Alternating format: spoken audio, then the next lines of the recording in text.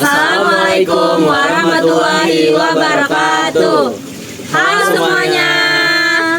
Kami di sini sedang berkunjung di tempat budidaya ikan lele. Dan di sini kami akan mewawancarai peternak ikan lele tersebut. Sebelum itu, perkenalkan nama saya Fadri Eka Novianto. Nama saya Rangga Putranto. Nama saya Sabina Fatih. Nama saya Tias Miranda. Nama saya Midiza Kairunisa. Hai, perkenalkan nama saya Radis Rikelas Pranitias. Jadi hari ini saya akan berkunjung dan menghampiri Bapak peternak ikan lele untuk menanya-nanya tentang seputar peternakan ikan lele. Permisi Pak, Iya. saya izin mau mewawancarai untuk tugas PKWU. Sebelumnya Bapak bersedia? Siap. Saya mau tanya Pak, jadi apa usaha yang Bapak jalani saat ini? Untuk saat ini saya jalani untuk budidaya pembesaran. Ya, jadi untuk pembesaran itu kan tergantung dari kita cari ukurannya gitu ya. Jadi ukurannya itu dari ada yang ukuran 34, ada yang 45, ada yang 68, ada yang 10-12. Tapi yang biasanya saya jalan itu ukuran 10-12. Karena apa? Kita ngambilnya agak besar. Supaya apa? Supaya si ikan lele itu daya tahan tubuhnya lebih kuat. Seperti itu, beda sama ukuran 23 atau 34. Karena kalau ukuran yang masih balita, masih kecil itu rentang mati gitu. Nah jadi itu pun kalau kita untuk budidaya pembesaran itu nggak sembarangan kita asal taruh. Jadi harus ada fermentasinya dulu. Arti kata fermentasi dulu. Jadi sebelumnya benih kita taruh di empang tersebut, jadi kita harus ada fermentasinya, itu pengendapan air. Itu minimal 10 hari, 15 hari. Nah di dalam pengendapan itu kita kasih garam, kasih E4, kasih koi. Mau kotoran ayam atau kambing, tapi yang bagus kotoran kambing. Apa maksud dan tujuan kotoran kambing itu? Jadi sebelumnya benih kita taruh, kotoran kambing itu kita celupkan, taruh dalam karung ya. Seperti kita nyeduh teh celup, kita ganjel. Ntar berapa hari kemudian kita kocok-kocok biar air itu jadi nanti warnanya bisa jadi hijau. Nanti timbulnya itu ralfa atau benih-benih nyamuk. Nah sesudah itu baru lele yang kita pesan itu atau kita ceburkan itu nanti makan laralpa itu, jadi dia daya tahannya lebih kuat, pertumbuhannya lebih cepat seperti itu. Nah, Bapak budidaya ikan lele ini dari tahun berapa? dari tahun 2002 kalau nggak salah. Karena udah ya lama juga sih, tahun 2002 ya. Udah Ya kurang lebih hampir 23 tahun lah. 23 Iya, tahun 3 tahun ya. Oke. Setelah ini dilanjut sama teman saya Pak buat wawancaranya. Oke, siap. Makasih ya Pak. Oke, siap. Selanjutnya pertanyaan berikutnya akan dilanjutkan oleh saya Sabina. Pak, mohon maaf sebelumnya nama Pak kan siapa ya? Oh iya, saya lupa mengenalkan diri gitu ya. Nama asli saya Juanda. Orang taunya itu panggil saya Bang Ju. Bang Ju Gondrong umumnya. Jadi tahu pemain lele yang di mana-mana asal kata Bang Ju itu tahu semua gitu.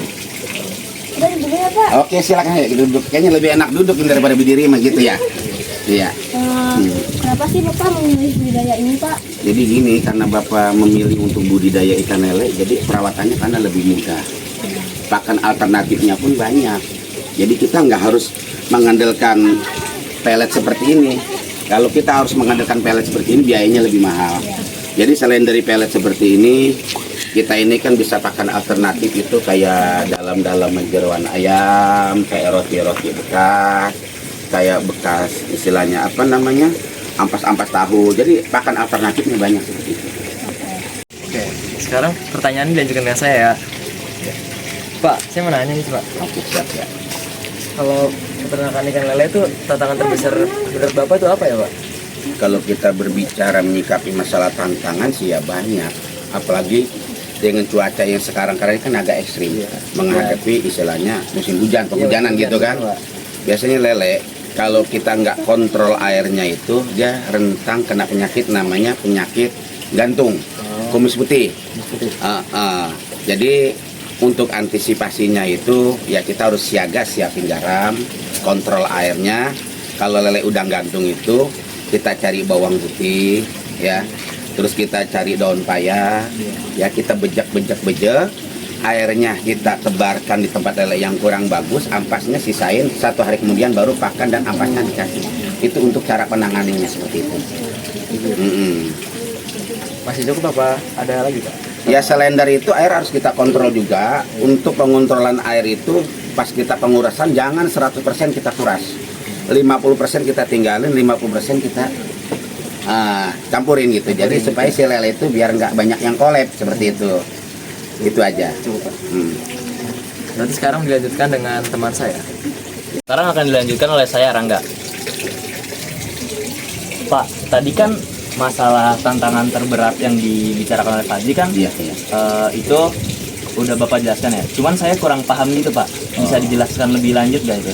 Untuk cara mengatasi itu ya. Iya. Ya kalau pas lagi kena penyakit lah seperti itu.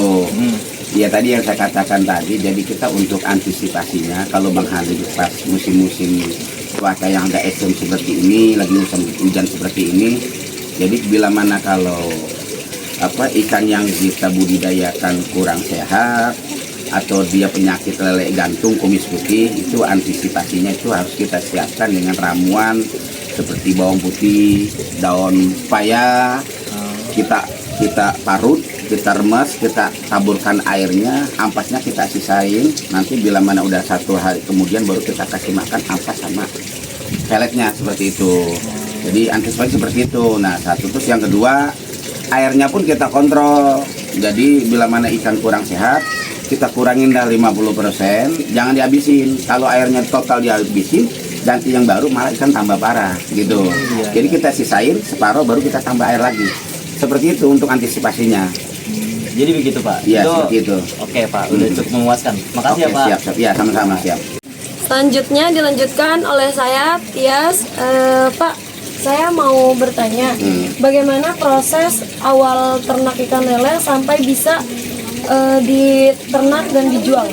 Oh gitu. Jadi prosesnya itu ya emang agak sedikit dikata ribet ya kagak, ya gampang. Jadi dari awal kita penurunan benih itu dari ukuran semama 10-12 itu setiap seminggu sekali itu kita harus ada penyortiran.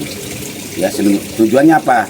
Karena lele itu kan dia kanibalismenya tinggi. Ya kalau kita tidak sortir, kita kasih pakannya lambat, yang lapar itu akan mangsa yang lebih kecil. Nah jadi harus ada penyortiran setiap seminggu sekali. Yang pertama. Yang kedua, dari pakan pun berpengaruh. Itu pakan itu kan dia ada terdiri dari 3 macam. Ada ukuran, ada min 1, ada min 2, ada min 3. Kalau kita ukuran yang 10-12 itu kita pakai min 2 bisa, min 3 bisa. Kalau udah ukuran sangkal, kalau bahasa tukang peternak sangkal tuh lele tanggung. Dia tuh udah bisa pakai min 1. Bahkan pakan apapun dia bisa masuk. Itu penyortirannya harus rutin per seminggu sekali. Nah, untuk yang udah siap panen, itu biasanya ada penyortiran juga. Ya, biasanya kalau pas waktu udah mau panen, kita sortir mana yang layak kita bisa jual. Biasanya bisa jual itu ukurannya udah sekilo ukuran 9 atau ukuran 8. Itu usianya kalau kita untuk budidaya di ternak terpal seperti ini, itu 3,5 bulan. Beda sama kita budidaya pembesarannya di kolam tanah. Dia paling cepat sekitar 2,5 bulan bahkan 3 bulan. Karena apa? Karena bedanya kalau di kolam terpal ini dia pakan yang kita kasih, kalau pakannya kita kurang bagus, airnya kurang kontrol, karena si kotoran ini tidak terurai akan menghambat pertumbuhan lele. Beda sama yang di kolam tanah. Kalau di kolam tanah itu pakanan yang dia pakan jadi kotoran itu nanti dimakanlah sama plankton atau cacing tanah, itu akan jadi pakan dia juga. Seperti itu. Oke, baik. Terima kasih ya Pak atas jawabannya.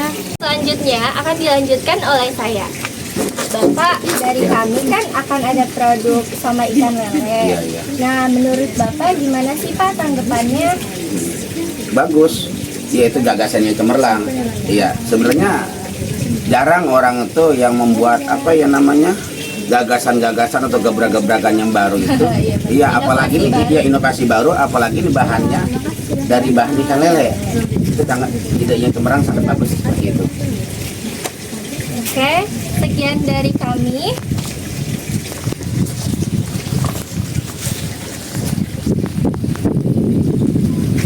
Sekian video dari kami. Beli es krim di Kota Pati. Rasanya manis, dingin sekali. Cakep. Sekian video dari kami. Semoga nilainya A.